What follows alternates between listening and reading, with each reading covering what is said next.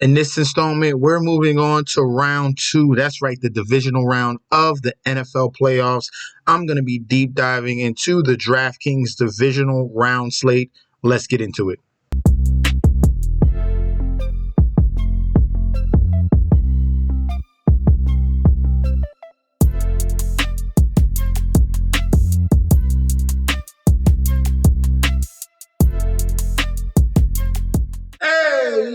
Welcome back to the channel. It's your boy Chef D, and I'm here to bring you the winning ingredients for our divisional round playoff slate on DraftKings. But before I deep dive into this second round of the playoffs, guys, don't forget to like, comment, and subscribe to the channel. Make sure you follow me on Instagram and Twitter or X at MetchNetShetsD. Don't forget about that TikTok at Chef_D91. And don't forget about the Patreon.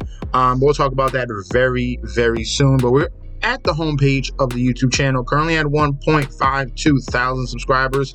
We're getting a little bit of a stalemate here. All right, let's continue to push those numbers up. I want to see 153, 154, 155. Continue to smash that subscribe button right now. If you're already subscribed, continue to show love and support with likes and comments.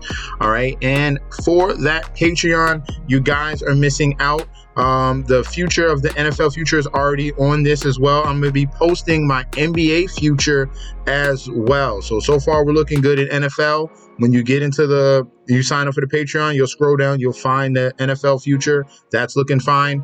And for the NBA future, you sign up right now, you'll get the NBA Finals champion that I am predicting. All right, don't miss out on the playoff plays as well. And as you can see, we destroyed last night 76ers money line and Clippers money line. That was a sweep. All right, 10 for 40, and we had that money line straight up on the 76ers as well. So if you want winning bets, sign up right now for the Patreon and get connected. First position we'll be looking at is obviously going to be the quarterback position. Right now, you got the two expensive guys at $8,000 and $7,900. You got to make a decision between Josh Allen and Lamar Jackson. All right, Josh Allen has been on red hot fire. Pretty much leading up into the playoffs. Ever since week 16, he's been putting over 20 fantasy points per game. And he had his climax game against Pittsburgh Steelers, who suck without TJ Watt. So Josh Allen had another good performance at 74 yards rushing and a touchdown as well. So he's on his high horse now, but he gets his vaunted enemy here in the Kansas City Chiefs, and this Chiefs defense is no joke. So you might be watering down Josh Allen right now. Okay, I wouldn't expect a premium performance here from Josh Allen. And like I said, you got to make a decision between him or Lamar Jackson. And you got the opposite narratives. You got Lamar never playing good in the playoffs, and you got Josh Allen usually playing good in the playoffs, but there's always some critical mistake that they screw up on. So you got to make that decision right now. Josh Allen against KC or Lamar against Houston. You make that decision. You decide. I'll be leaning to Lamar Jackson. Just letting you guys know that right now. So Lamar has everything on the table. All right. This is against the Houston defense. Very young defense, very young team, and a rookie quarterback and a rookie head coach. All right. Coming into Baltimore here. Yes, they're on a high horse. They beat the Cleveland Browns. Congratulations. But I've been telling you guys that Flacco was going to Flacco, and he did. All right. So Now you got Lamar Jackson going against that defense. Lamar is set up in a very good situation with the amount of weapons he has is almost nearly insane. Okay. He has 1, 2, 3 wide receivers. He has 1, 2 tight ends. He has a running game. He has him running himself. All right, so Lamar Jackson, 7,900. This is finally going to be the game he goes off in the playoffs. All right, he has had a very poor playoff career, but this is a different Lamar Jackson. This is a new MVP Lamar Jackson with actual weapons, Lamar Jackson. So we'll be going with Lamar Jackson if we're paying up at quarterback at 7,900. I believe him there. All right. Some of the other sleeper picks we can talk about. Patrick Mahomes is at $6,800 in salary going against the Buffalo defense. We saw another mediocre game, all right? This iteration of the Kansas City Chiefs team is more defensive minded. They can like, if you look at the earlier years of the Patriots, it was because of the defense, all right? Not really because of Tom Brady. But Tom Brady is always going to be Tom Brady. Same thing. Patrick Mahomes is always going to be Patrick Mahomes. But what's going to keep them afloat and keep them crucial, they don't make mistakes, and they play very, very elite defense, all right? That's what the Chiefs team has been this whole entire season. It's been defense in that running game. So Patrick Mahomes is going to be lower on my list of QBs. I think I'll go another route. If I'm choosing someone other than Lamar, I have some other guys for you, but I just have to mention Patrick Mahomes. This Chiefs team is defense and it's the running game. So I gave you a hint who we like on this Chiefs team. All right, there's one person. There's actually two, but there's one essentially we'll talk about very soon. But Patrick Mahomes is going to be lower on our list along with Josh Allen. I think that's going to be a slobber knocker of a game. I don't expect 38-34 like that other game previously. So the next guy we'll be looking at who has upside here, that's going to be Brock Purdy. Brock Purdy at 6,500 going against the Green Bay Packers. Let's look at Green Bay Packers fantasy points allowed to opposing quarterbacks. Green Bay Packers are 24th overall, 16th in the red zone, allowing around 250 yards and about 2 TDs a game. This is a healthy San Francisco 49ers offense here, and they're going to come in and they're going to be slinging it all over the field against the Green Bay Packers. So I expect a premium performance from Brock Purdy. So the past 2 weeks, he struggled against Baltimore in that #1 defense, and then Washington, he had a mediocre game in that one. He didn't really need to do much anyway. They just needed to win and make sure they secured that #1 spot. All right, but if you look at Brock Purdy before, 25, 32, 29, 23, 24. You see 20s everywhere, all up and down the field with Brock Purdy. He's been outstanding. I expect them to have another solid performance. I have no problem going to 6,500 for Brock Purdy on this slate. All right. The next guy we'll be talking about, I think this is going to be the shootout game. All right. Detroit Lions against Tampa Bay Buccaneers. Love both sides of the ball. But Jared Goff, I expect him to have a huge game. That's why he's on the thumbnail here. Tampa Bay, they got gifted with that matchup against the Eagles. Eagles haven't been playing well for about 2 months now, and they got gifted that game there. And we're looking at fantasy points allowed to opposing quarterbacks. Tampa Bay is 26th overall, 27th in the red zone. They're giving up a ton of yards and touchdowns as well. This is where we go with Jared Goff. We thought it was going to be that Rams game, which he played solidly in the first half. Just didn't get the passing TDs. This is going to be the game. Do parlays right now. Jared Goff, over 300 yards. Jared Goff, 3 touchdowns. Amon-Ra St. Brown. This is go all in on the Lions here. Love Jared Goff in this matchup. Love this back and forth type of environment between Tampa Bay and Detroit. This is where the points will be at. If you want to get creative, you can stack this game and then fill in some other points from other games. But Jared Goff is going to be top tier on our list, all right? Like I said, I like the other side as well. Baker Mayfield came off a great game against Philadelphia. 300 yards, 3 TDs. He put a full performance on the field against the Eagles defense, had 30 fantasy points. This game is juicy, all right? This game is juicy. Look at fantasy points allowed to opposing quarterbacks. The Lions, 31st and 30th in the red zone, okay? This one's going to be wild. All right, we saw Matt Stafford, 300 yards and multiple TDs as well. Baker Mayfield should be fine with the type of weapons he has, and Mike Evans and Chris Godwin, Trey Palmer coming out of nowhere. He's been solid, especially in the preseason, but Baker Mayfield is another solid option at 6K. All right. The other guys you can mention, but I don't think they are in good spots. You got Jordan Love and you got CJ Stroud. I know everyone wants to hop on the Stroud bandwagon again, but this is a different defense here going up against the Baltimore Ravens. #1 across the board. All right. Cleveland was fine, but they were dealing with injuries. And Denzel Ward wasn't 100%. All right, he practiced, had an injured ankle. He was kind of playing half-ass in that game. Plus, the Texans were home. This is a different environment. You're going into Baltimore. It's going to get scary for C.J. Stroud. Okay, so those are going to be the back burner guys. The guys you want to key in on is Brock Purdy, Lamar Jackson, Goff, and Baker Mayfield. Okay, let's move on to the running backs. For the running back position here, the guys we're going to look at here, we're going to start off at the top with Christian McCaffrey. This is the bread and butter of that San Francisco 49ers offense. It all starts with him, and then the play action comes after that. And as long as Christian McCaffrey is healthy, we're going to go towards him. 8,800, we're paying up for that. There's no need to fade it. It's a great spot against Green Bay.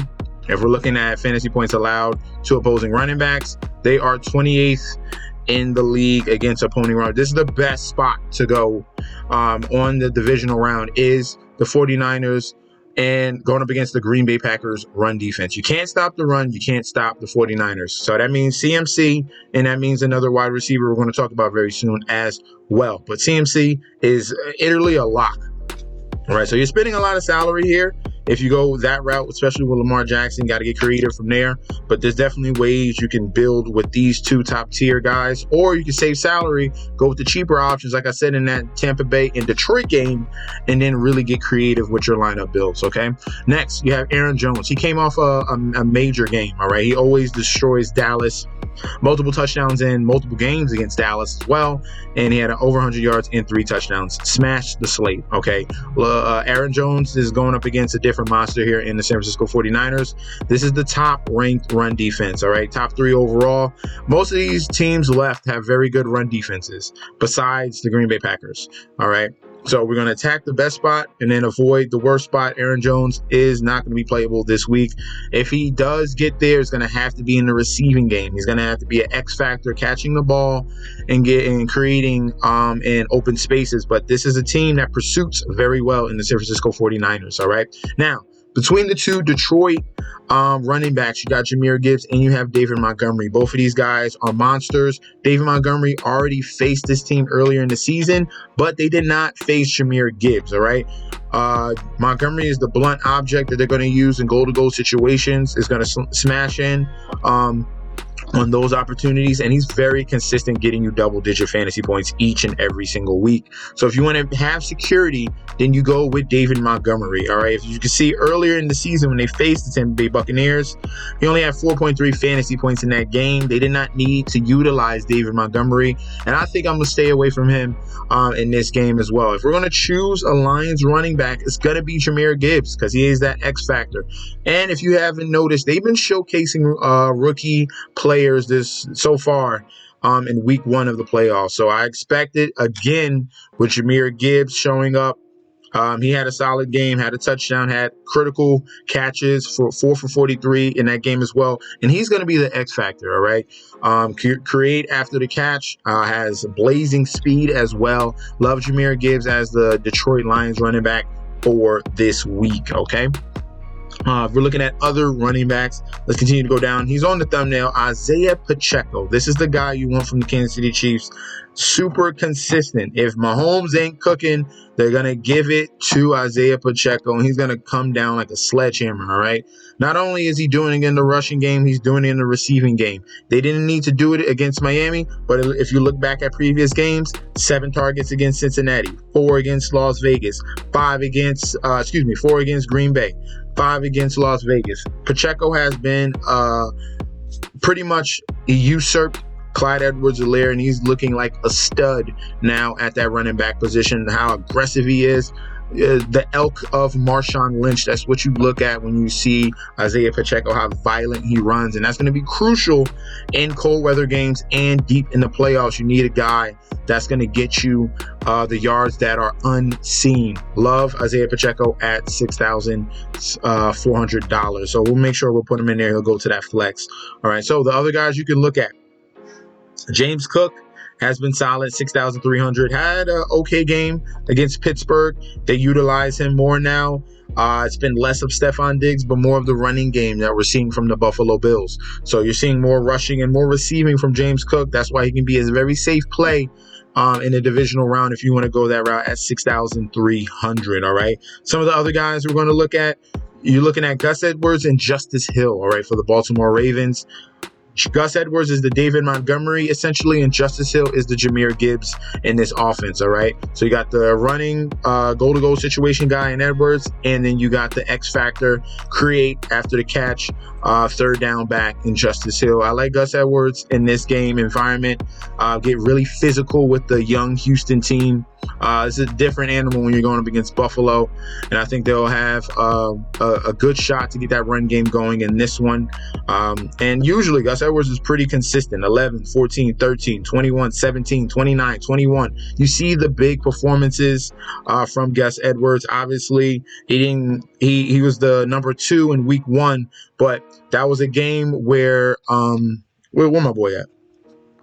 He's on the IR. Where J.K. Dobbins, let's click on it. What game he had? I think it was like 20 fantasy points. Let's see. He's 11 and he got hurt, right? Yeah. He was on to a great day. All right. All this is like from the first quarter. He was about to have like a 30-point day and then got injured. So J.K. Dobbins was an example there of the last time they faced Houston. And I like Gus Edwards if you want to save salary there at 5,900. Devin Singletary at 5,700 is in a bad matchup. We can stay away from that. Say if this is a blowout with Elijah Mitchell and the 49ers and they're done using CMC, you could see Elijah Mitchell getting some cleanup work and have an opportunity in the red zone to get a touchdown. And I already spoke about Justice Hill. If you want to punt that running back position, you can go all the way down to 4,800. He's going to be the key guy in the red zone that they use or in third down situations that they go to, that they trust throwing the football. He had 10 targets against Pittsburgh, 5 against Miami, 3 against San Francisco. They're using him more and more ever since the injury of Keaton Mitchell. All right, let's move on to the wide receivers. On to the wide receivers for our divisional round here. And the best matchups, we'll talk about this first. Let's start off with the top. Tampa Bay and Detroit Lions game. We want these guys, okay? We want all these guys. 8,200 for Amon-Ra St. Brown, having no problem paying up for it.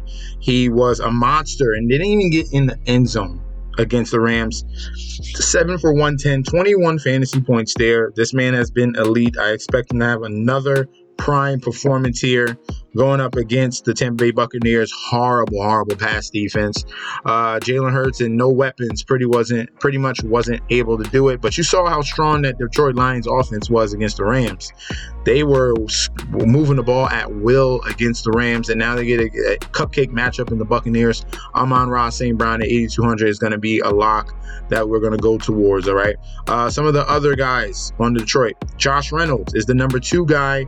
I expect him to have another solid game. Hopefully he can get in the end zone, but he's going to get you 6 to 7 around 8 targets, get you solid third down catches as well. Josh Reynolds is your pros pro, and I like him as a punt option at 3,700. An X factor for Detroit is going to be Jameson Williams. With this bad defense here, I expect Williams to pop off a big reception. Hopefully he can get in the end zone after that. So if you don't want to go the Reynolds route, you can go the Jameson Williams route, and I like him at 3,600. Now, on the other side of the ball, Tampa Bay, we had a bad game of Mike Evans. Mike Evans could have had 30 fantasy points easily. He dropped 2 touchdowns. He was getting open at will against James Bradbury and Darius Slay. It was a very easy game for him, but he just dropped all the balls. I expect him to bounce back from that performance. I expect 20-plus fantasy points in this game going up against the Detroit Lions here for Mike Evans. That's going to be a bounce-back spot at 7,200. Chris Godwin got in the end zone. He played solidly. He's at 6,300 as your possession wide receiver. He's just going to bring you consistency each and every week, get you double digits. He's been solid all year long, but the true number 1 is Mike Evans. And then the X factor for the Tampa Bay Buccaneers is Trey Palmer. He took 1 catch, took it all the way to the house, creating after the catch, showed off the speed as well. They use him in a rushing snap as well. But Trey Palmer is a guy, if you want to punt that wide receiver spot, you can at 3,500. All right, that's how far I would go between these 2 teams. They do have David Moore and Tompkins. Tompkins is going to be the punt returner, and David Moore was able to get in the end zone from 1 big catch as well. But I wouldn't expect that as often. That could come. That was pretty random. because he has done nothing all year long. If you want to roll that dice, you can, but the cheapest I would go would be Trey Palmer. All right. Now, for the other wide receivers we're going to be looking at San Francisco and Green Bay next. So Deebo Samuel is that guy that's going to be the X factor for the 49ers. I expect him to get a couple rushes, and this is a perfect defense to go towards with Deebo Samuel. All right. I like Deebo Samuel in the playoffs here to exploit the Green Bay Packers. Like him at 7,700 if you want to go with the 49ers stack with Brock Purdy. All right. Brandon Ayuk is the number 2 option. He's been solid all year long. He's been great, actually. 1,300 yards. He creates big plays as well. 75 receptions, 7 TDs. He's been very good this year, all right? That big blow-up game could be this one as well going against Green Bay. We saw 27 against Washington, 20 against Baltimore, 20 against Seattle. We saw 29 against Tampa Bay. We saw 23 against Arizona, 35 against Pittsburgh. So those big blow-up games, you got to decide between Ayuk and Deebo. It's going to be hard to try to afford both and Christian McCaffrey. It's going to be pretty much impossible. So you got to choose one. You got to choose one and a punt. And I'm going to lean towards Deebo Samuel and his rushing ability over Brandon Ayuk in this particular game here. All right. If you want to go past that and think it's going to be a third guy, Juwan Jennings has just been your number 3 wide receiver all year long. He's your tough veteran that comes down with key possessions and critical moments. If you want to go that route, you can at 3,600. I'm not going to tell you that, hey, this is the sleeper. I mean, he could. He's a number 3 wide receiver. He could. I think there's other guys that I've talked about already that are in better situations that are number 3s, like Jameson or like Trey Palmer. Like, those are better options. Or we can get to Buffalo as well. But I wouldn't think I need to go to Juwan Jennings, all right? So the next game we'll be talking about wide receivers is going to be Houston and Baltimore here. These wide receivers, Houston, this is a tough matchup for them, but Nico Collins is your consistent A1 guy, all right? 22, 37 the last past 2 games. In the week 1, when they faced the Baltimore Ravens, he had 14 fantasy points. So he's going to get his targets. He had 11 targets in that game. Obviously a tough matchup, wasn't able to get in the end zone. You need for him to get in the end zone for the salary of 7,100. Just straight up. All right, it's going to be a tough matchup going against Marlon Humphrey, Geno Stone, and Kyle Hamilton, and all those guys with Baltimore. But if you want to do this stack, Nico Collins is your guy at 7,100. All right. If you're choosing anyone else on Houston, they do have Robert Woods, but I think the sleeper option. Where's Noah Brown at? Did he even play? Where's Noah? Noah's on the IR. They put him on the IR. Let me see. Is he going to come back? No, they put him on IR on Monday. So that's a wrap. That's a wrap for Noah Brown. All right, Noah Brown got hurt. He must have got hurt in that Browns game. So they're a guy that they're going to be looking at. I think he's a sleeper. This is your punt play if you want to go with Houston. I get it. Robert Woods is your veteran, but John Mechie is getting more and more usage. All right, he came back. What was he, had cancer? His illness that he had, he's back, and he's 100% now, and they're utilizing him more. As long as Tank Dell is out, John Mechie is going to be a guy that we can look at if we're punting at the wide receiver position. I gave you another gem, a punt option. All right. Now, for Baltimore, on that side, I think this is going to be the Zay Flowers game. $6,000 in salary, number 1 wide receiver. Zay Flowers has been hot 4 of the last 5 weeks, and I expect that to continue. Another 20-point performance. Zay Flowers is the lock for divisional round, all right? We love Zay Flowers. Very cheap and affordable, and he's going to go with Lamar Jackson in your stacks, all right? Love Zay Flowers at that salary at $6,000 in salary. Odell Beckham, if you want to punt there. Your veteran wide receiver that can have a blow-up spot in a critical game. He did it against the Rams. He did it against Cincinnati, Cleveland, Seattle. He's been very good as that number 2 option for the Baltimore Ravens, is what we expected out of him. All right, we didn't expect much, but he's had a nice bounce-back performance. Sleeper options for Baltimore are going to be Rashad Bateman and Nelson Aguilar. Rashad Bateman has so much upside. Just haven't got connected yet. But that game is coming. The big blow game because he's your guy that goes down the field and makes big catches, has that type of speed. Rashad Bateman at $4,000. If you want to consider him as a punt play, you can at $4,000 in salary. And then behind him is Nelson Aguilar. He's had a couple games here and there where he can get in the end zone, like he did against San Francisco, like he did against the Cincinnati Bengals, like he did against Pittsburgh, like he did against the Cincinnati Bengals again. So the Nelson Aguilar sleeper punt play for the Baltimore Ravens. But my favorite is going to be Zay Flowers. And then last but not least, you got the wide receivers in that KC and Buffalo game. The other lock we're looking at is Rashee Rice. Rashee Rice is the number one option on this team, all right? Between him and Kelsey has taken the seat back just a little bit. Rashee Rice is that young gunner that has been performing pretty much all year long, and now he's getting double-digit targets. So you want the guy that Mahomes is targeting, and that is Rashee Rice. So Rashee Rice at $6,800 is in another good spot here against the Buffalo Bills, and Patrick Mahomes trusts him because he can't trust many other options on that team. If you think I'm choosing another KC wide receiver, you could be almost insane and crazy if you think I'm going to. But if you had to, it would probably be just Justin Watson. But I don't even think I would even go that far. All right, so Rashee Rice is going to be the guy for KC. For the Buffalo side, Stephon Diggs is not trustable. All right, he hasn't had a touchdown since week 12. All right, we're getting 8 to 9 targets. That's fine. We need you in the end zone. All right, you need 20 fantasy points if we're playing $7,000 in salary, and we got premium matchups here. And you're not in a good matchup. Ladarius Sneed is going to slap you in the face. So Stephon Diggs better, I don't know. You need to talk to Josh Allen, do something else, because it's not working. All right. They looking like they don't need you. All right. They got Khalil Shakir. He's looking fine. They got 2 tight ends. They're looking great. That's what we'll be going towards for the Buffalo side. Even if Gabe Davis comes back, he is a big X factor, but the guy that's been stepping up week after week, it has been Khalil Shakir. All right, we saw 6 for 105 against Miami. Then we saw 3 for 31 in a touchdown. Khalil Shakir has been stepping up as that third option on the offense here for the Buffalo Bills. He's been a very big surprise, and I like his salary at $3,800. Another punt option at that wide receiver spot.